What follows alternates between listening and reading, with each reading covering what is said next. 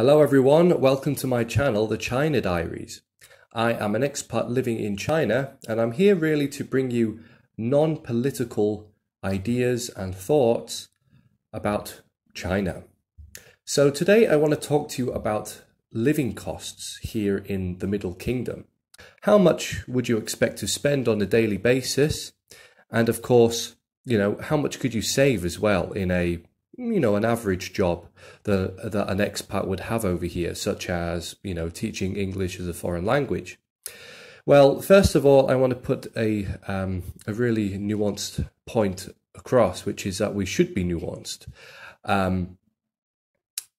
China is such a huge place, and you can go to very different provinces that have their own expenses, and not every place in China costs the same.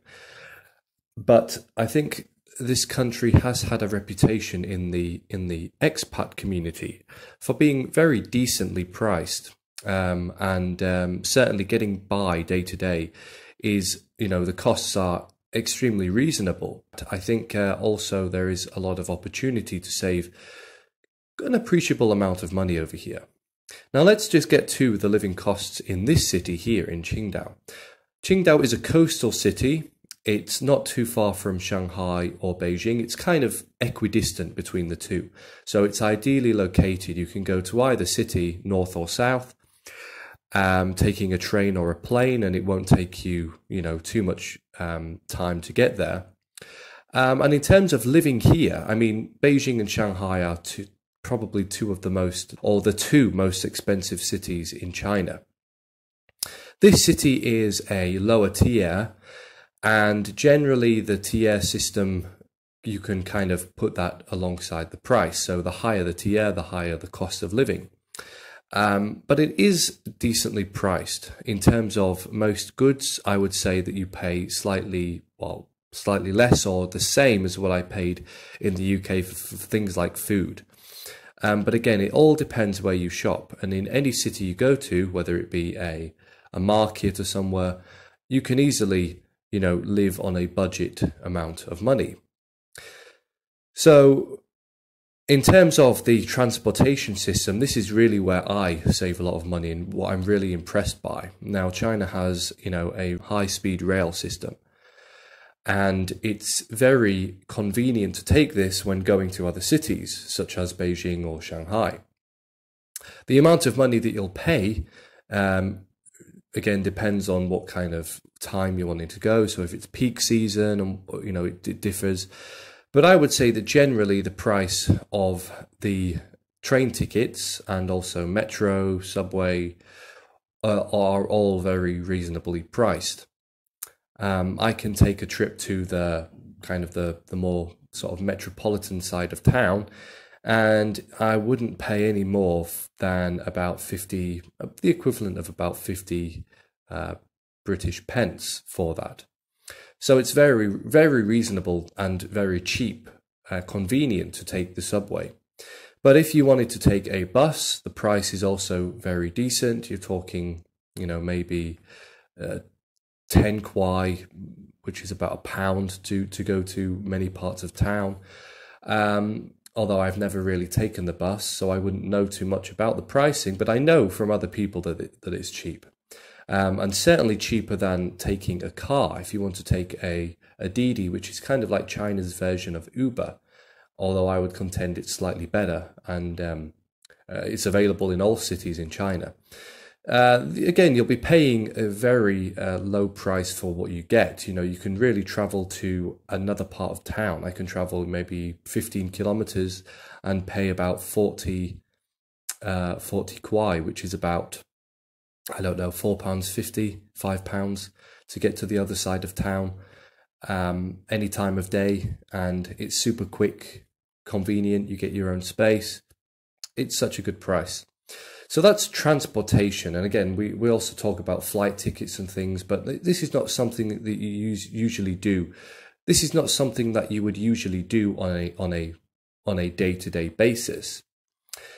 Now, I want to talk about food. And again, as I said previously, you can go to a cheap supermarket, a cheap market, and buy your fruit and vegetables there. or you can go to the more up marketplaces. And there is a supermarket that I live close to that's called Hippo, and this is probably the most expensive supermarket chain in China. But the food is high quality. You're likely to find whatever food you need in this place, and it's quite close to where I live. But I try my best to shop at cheap supermarkets, places that sell plenty of fruits and vegetables at very reasonable prices. So then let's move on to things like, say, clothing. Now this is where it gets fun, because if you want to buy new clothes, or you want to buy new cream for your face, or whatever it might be, the best place to go here is Taobao. Taobao is your best friend in China. It's kind of like China's version of Amazon, although they're not exactly the same. Amazon does have good deals and discounts and what have you, but Taobao is the king. Taobao is your best friend when you come to China. You can buy just about anything you want, from gold, silver, to scooters, really for decent prices. Now, we often forget when coming to this country that many things are actually made here for foreign businesses. So the production being here in China gives you, someone living here, endless benefits. You can shop around for just about anything you want, and usually it's at an incredibly good price. Now, imported things, and I'm talking about your olive oils, I'm talking about the the biscuits, your favorite biscuits that you have back in the UK or in the US or wherever you come from. The luxuries that you're used to having, the kind of unique luxuries that you want in your home country, you can find here, but you would be expected to pay a premium because it's imported food. So really anything that's produced here is going to be cheaper than things that are imported. And again, China produces many, many things. So that naturally means that you can buy a lot of things here cheaply. Now, one more thing I want to address is the rent. Rent plays a big part in our lives, and with what's going on right now around the world in terms of, well, especially in the West, in terms of living costs, rent is really an important consideration. So in terms of buying over here, it's really out of reach of most short-term expats who stay over here. If you want to live here long-term and you're looking at buying things, then of course there are going to be certain places that you can buy for a decent price. But generally, these places are put up very quickly, and they're generally bought before they're even built. There's speculation and all. So the chances are they've bought it at a discount price, and then they hope that once it's built, they can sell it on, the owner that is, sell it on to another buyer for an elevated price, thereby making a profit. And of course, you do get young people wanting to buy their first apartment, because buying apartments, buying real estate or property over here is a huge part of these kind of kinship networks, where if you're trying to impress the family-in-law, or you are trying to seal the deal with the family-in-law's daughter, then having your own property is a very important part. It all ties into, security. Having your own place equals stability, security, this kind of thing. So that's really in terms of buying real estate property over here.